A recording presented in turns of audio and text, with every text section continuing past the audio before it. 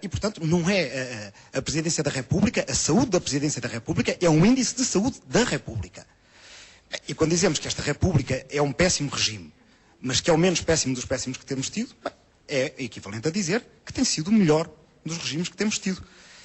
E, quer dizer, que uma República com um rei pudesse vir a ser melhor...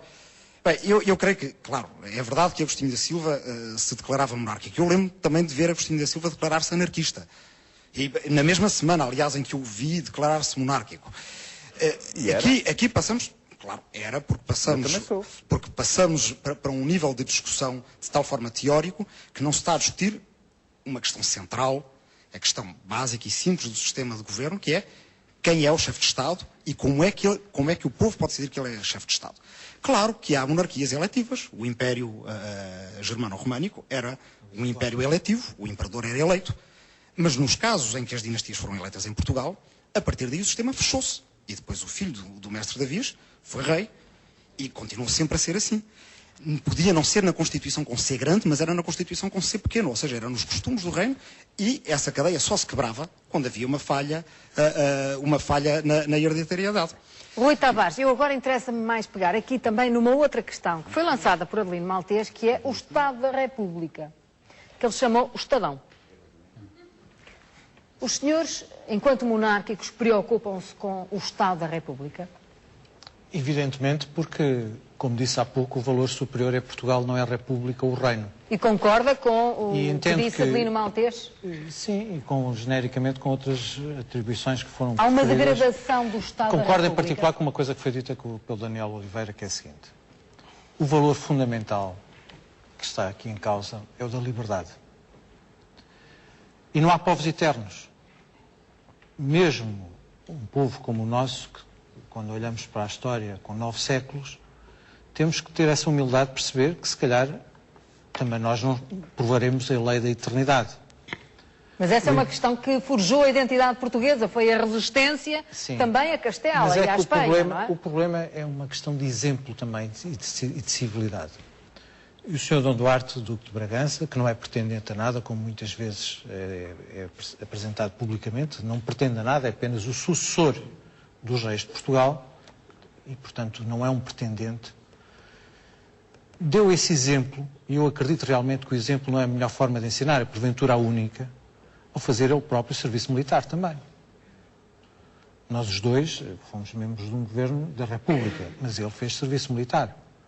A preocupação com a res pública, neste sentido, com a coisa comum, aliás, medievalmente era assim chamada a cristandade, a res pública cristiana, mesmo quando havia imperadores e reis, neste sentido que o meu colega José Lino Maltês há pouco mencionou. Em contraponto, um politólogo francês de esquerda, Maurice Duverger, dizia que a última monarquia que subsistia nos dias de hoje era dos Estados Unidos da América. No sentido que o sistema presidencialista puro se equiparava, ou era o sucedâneo direto do sistema... E nos Kennedy andou lá perto. Mas a verdade é que não é essa, é que o valor fundamental é mesmo o da liberdade e não é o do destino. E a liberdade constrói-se todos os dias nesse exercício permanente de vontade coletiva. Que as emoções ajudam a esse cimento, a essa agregação de vontades.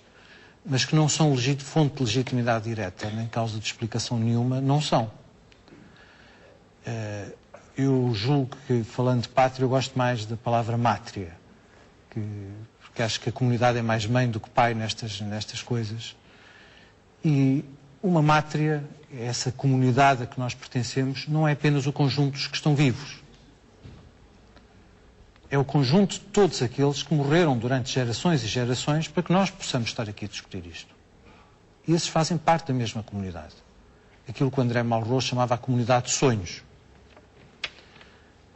Nesse sentido, eu julgo que o valor fundamental, par da liberdade, deve ser sempre do futuro e é congratular-me nesse registro pela presença constante e crescente da juventude nestas matérias. Vários intervenientes sublinharam a elevação, a qualidade com que este debate foi feito, porventura pela primeira vez nos últimos 30 anos, já não falando desde a implantação da República. Eu espero que seja uma oportunidade, e esse pedido do meu lado, apenas como cidadão e como representante da causa real, dizer que espero que todos consigamos fazer em 2010 um exercício coletivo de afirmação dessa identidade portuguesa que nos une e não que nos separa. Sendo que também é próprio da democracia o confronto e a diversidade. A representação do Estado é outra coisa. Eu não estou em desacordo com aquilo que foi dito sobre o contraditório. Isso é próprio e inerente à democracia. Não há unanimismo. O unanimismo é o contrário da liberdade. Agora, coisa diferente é essa representação unitária do Estado enquanto simbólico da nação. E eu penso que temos todos responsabilidade de, assumindo que não somos eternos, fazer com que amanhã não seja a véspera desse dia. Mas falta ainda a terceira parte do prós e contras. Também há ainda outros republicanos e monárquicos para ouvir aqui no estúdio Armando Cortês. Até já.